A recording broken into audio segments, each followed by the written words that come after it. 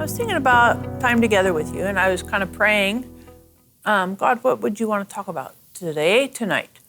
And I kind of felt drawn to this idea, this theme of navigating change. And I think it's a really interesting theme because it seems appropriate for where we're at, like in the season, right? Changing seasons from summer to fall, whenever you're watching this. Or it might be a change in terms of your job, might have some changes in terms of your physical health, changes in terms of, it seems like COVID is always a change, right? Vaccinated, not vaccinated, masks, not masks, It just seems like there's a lot of change. Change in the economy, change in the housing industry, change in commercial real estate. I mean, pick something. It seems like change is the name of the game. And for some of us, we like change, and for some of us, we don't like change. But the reality is, life is all about change. It never stays status quo. It never stays static. So how do we navigate change? And you might be thinking, that's not relevant to me. But I guarantee you that change will happen in your life. And I guarantee you that you know some people who are going through various changes, and this is very, very relevant for them. So whether you're in it for yourself or you know it for somebody else, this is something very helpful. You can keep it in your back pocket or pass it on to a friend. Really, really good things to think about as it relates to change. And I just give you a couple things to consider. First off, I think the best person to look at as it relates to change is Joshua in the Bible. So there's a whole book of the Bible named after him. And I think he is a very significant poster child as it relates to change. So when we think about Joshua, he is in essence, the successor to Moses. And Moses, he's a big deal. He's a really big deal. When you think about Moses, he's the dude that, helped liberate, with God's help, of course, the slaves, Jewish slaves from Egypt. He's the dude that did the 10 Commandments, the first 5 books of the Old Testament. He did the Pentateuch, that's what that is. He did the tabernacle. He led Israel for 40 years in the wilderness to survive and stay alive from their slavery. And it was kind of a transition point into the Promised Land. So Moses was a big deal. He was a very established leader for the community nation of Israel. So there's a point in time where he dies and there's a big change. Very, very significant change. And I think it's really important to think about the change from Moses to Joshua. It's a big deal. And God acknowledges that it's a big deal. You read the end of Deuteronomy, which is kind of the last book that Moses wrote.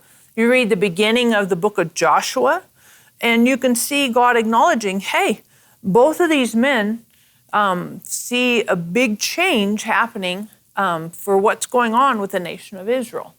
And so when we think about change, I'd ask you to consider a couple things with Joshua. When Joshua became the leader of Israel, it was a big change. Moses had died. And if you consider Moses dying, everybody had followed Moses for 40 years. They had a lot of confidence in Moses. I mean, he's the dude that did the 10 plagues. He's the dude that did the Red Sea. He's the dude that did the 10 Commandments. He did Mount Sinai. He did the tabernacle. He led Israel for 40 years.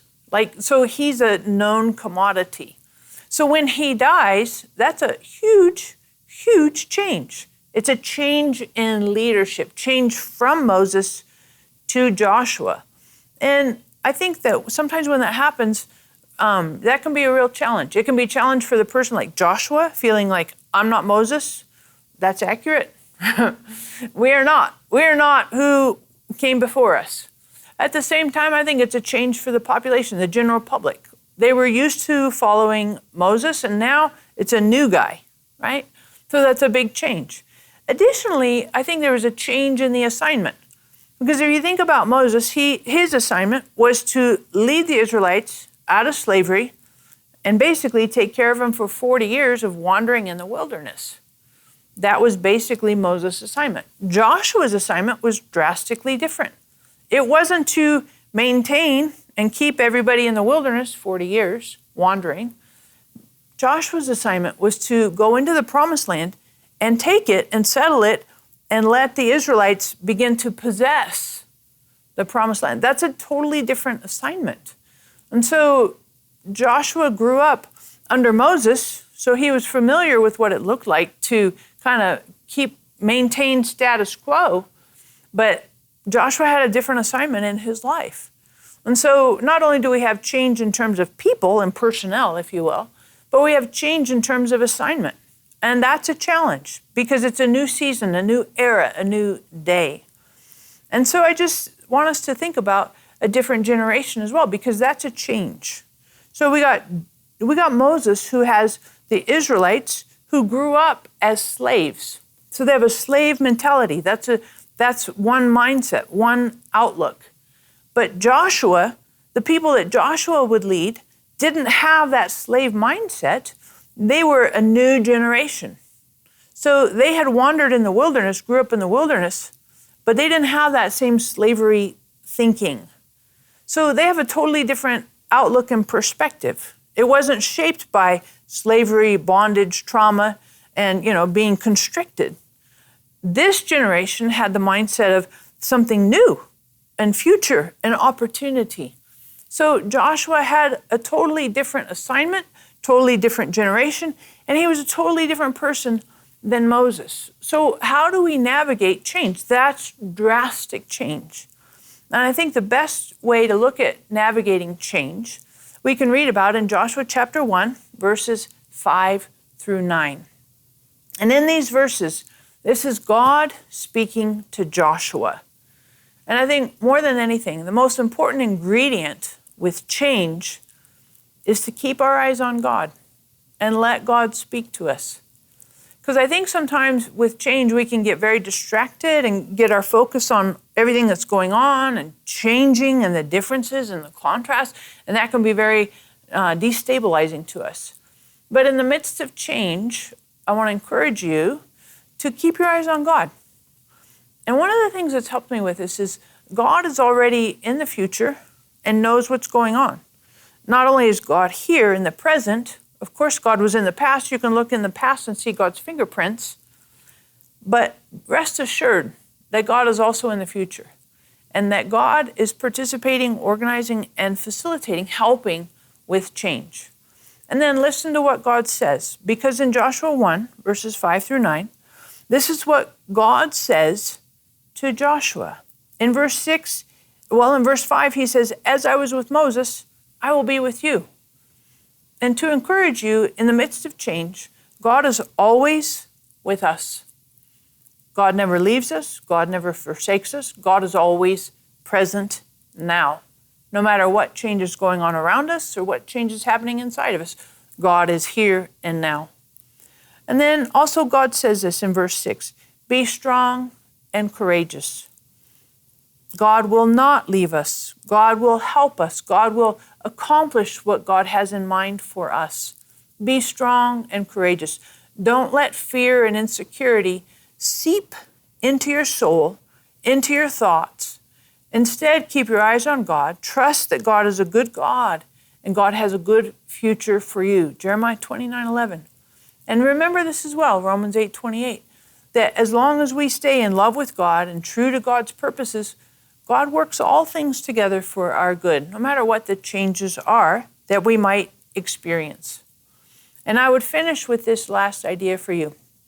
In chapter 1, Joshua 1, verse 8, this is what God says to Joshua. "Meditate on this book of the law day and night." And what I find myself really appreciating and really helps me and anchors me is to keep my thoughts settled into God's word. So the way I do that is I'll take a chapter from Psalms and I'll start memorizing it. And I don't memorize it for the purpose of accomplishment, but I memorize it for the purpose of anchoring myself, that the word is my anchor. The Bible is my anchor, that no matter how I feel or no matter what's going on around me, conversations, whatever, that the word is my anchor. And I would finish and encourage you with this as we conclude for our time together. In Psalms 46, verse 5, it says, God is in the midst of her. She will not be shaken. When morning dawns, God will help her. And I found that to be super helpful in my own soul. No matter what's happening around me, no matter what the changes are, no matter, COVID, masks, vaccinations, employment, the economy, housing market, whatever, kids going to school, not, whatever, that God is absolutely settled, strong, and is our firm anchor, secure, hold foundation in our soul and in our hearts. So let's not be afraid. Let's keep our eyes on God. God is always with us. And let's let the word of Christ dwell richly in us. Because in these things, we will find that change will happen, comes and goes. But as we keep our security and confidence, assurance in God, that change isn't going to unravel us and cause us to be jittery and anxious and unsettled. That God is absolutely at work in our souls and our hearts and the world around us. And we can trust God being a loving God, a kind God, and doing good things, not only for us, but also for the world around us. So just be encouraged, no matter what change you're going through or your friend or whatever, God's got this, and we can keep our security and confidence in God. So just a couple of reminders. Well, of course, I want to finish with a joke because we all know these jokes are really, really fantastic. You're like, how come you didn't start with it? Because I knew you were waiting for it. Like, wait for it. It's a really great joke. Not really. Did you know that some people confuse Bigfoot and Sasquatch? Sometimes they get them mixed up. Yet Yeti never gets upset. Yeti, right? Y-E-T-I, Yeti, Bigfoot, Sasquatch. I know, you're like, oh my gosh, that's horrible. I agree with you. It was pretty bad. Nevertheless, still a little bit of groan-worthy comedy. Also, just to remind you, we have our chick gathering this Saturday. It's going to be really great with the brunch. And of course, there's Baby Dedication Sunday. We love your guts and look forward to seeing you Sunday, as well as in home groups or whatever over the week, course of the week and the weekend. God bless you. Have a great week.